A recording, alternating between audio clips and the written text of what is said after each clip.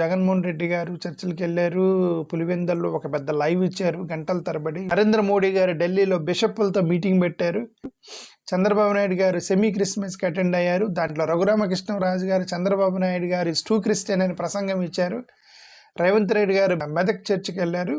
లోకేష్ గారు కూడా పాల్గొన్నారు. లోకేష్ గారు కూడా వాళ్ళ లోకల్ చర్చ్ పాస్టర్లతో టచ్లో ఉంటారు. It is a good sign from everybody. Even so Rahul Gandhi కూడా అక్కడెక్కడ ఢిల్లీలో వాళ్ళకి సంబంధించింది ఏదో చర్చికి వెళ్ళినట్టు న్యూస్ వచ్చింది. ఈ నాయకులు మొత్తం కూడా వాళ్ళకి ఎలాంటి మత ద్వేషాలు, మత విద్వేషాలు, మత వివక్షణ అనేది ఈ నాయకులు ఎవరి దగ్గర లేనప్పుడు ఇక గ్రౌండ్ లెవెల్లో జరిగే మత గొడవలకు కారణం ఎవరు అని నేను అడుగుతున్నాను ఈ నాయకులు మొత్తాన్ని.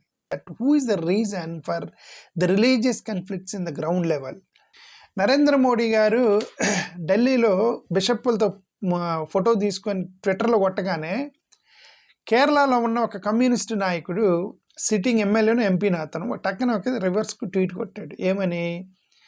You are with bishops in Delhi but who is attacking in our churches in Kerala అని అతను ట్వీట్ కొట్టాడు.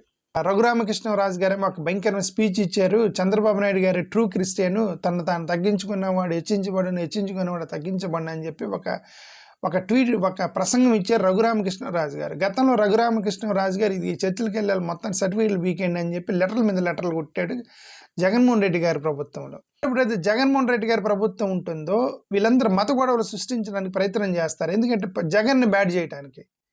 ఇప్పుడు వీళ్ళు అధికారంలోకి వచ్చిన తర్వాత ఎలాంటి గొడవలు జరగల. వీళ్ళు అధికారంలోకి వచ్చిన తర్వాత అదే క్రిస్టియన్స్ అదే చర్చిలకు వెళ్తున్నారు, అదే షెడ్యూల్ క్యాస్టులు అదే చర్చిలకు వెళ్తున్నారు. రఘురామకృష్ణరాజు గారు ఇప్పుడేం సెంట్రల్ గవర్నమెంట్కి రాయలేదే, ఇది వీళ్ళందరూ ఎస్సీలు చర్చిలకు వెళ్తున్నారు సర్టిఫికేట్లు తీసాను ఇప్పుడు రాయలేదే రఘురామకృష్ణరాజు గారు. పాస్టర్లకు సర్టిఫికేట్లు తీసాను ఇప్పుడు రాయడు. ఎందుకు? వాళ్ళ ప్రభుత్వంలో రాయరు.